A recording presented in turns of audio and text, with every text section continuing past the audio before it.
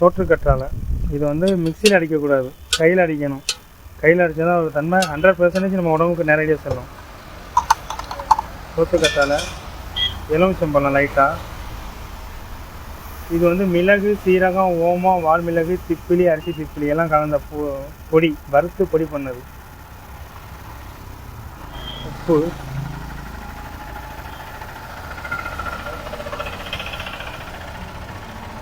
சப்ஜா விதை,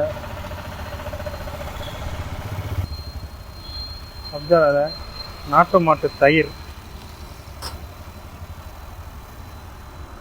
எல்லாம் சேர்ந்து ஒரு குழுக்கு.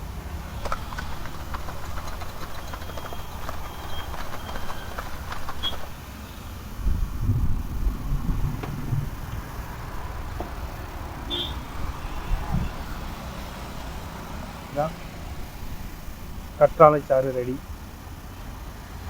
வணக்கம். இந்த கற்றாழை சாறு வந்து சுகர் உள்ளவங்களுக்கு, ப்ரெஷர் இந்த மாதிரி உள்ளவங்களுக்கு பெரிதும் வந்து உடம்புக்கு நல்லது. தினமும் குடிக்கலாம். உடம்புக்கு அவ்வளோ குளிர்ச்சி கொடுக்க, வெயில் நாளில் அவ்வளோ நல்லது.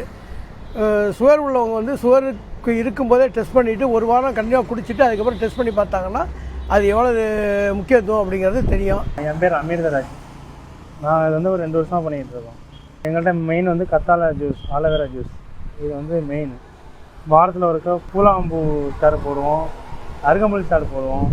மற்றது இந்த புளிச்சாறு சோடா இருக்கும், புளிக்கி சர்பத்து எல்லாமே இருக்கும் எங்கள்கிட்ட. எங்கள் கடை வந்து காலைல 6 மணிலேருந்து மத்தியானம் 2-2:30 வரையும் இருக்கும். கடை மேம்பாலம் இறக்கத்தில் சத்யா ஸ்டேடியத்துக்கு முன்னாடி இந்த கடை இருக்குது. இந்த கத்தாழை சாப்பிட்றதுனால வந்து எம்டி ஸ்டொமக்கில் எடுத்துக்கிட்டால், எம்டி ஸ்டொமக்கில் எடுத்துக்கிறது ரொம்ப நல்லது. சுகருக்கு நல்லது, அல்சருக்கு நல்லது, கேன்சருக்கு நல்லது, மூலத்துக்கு நல்லது.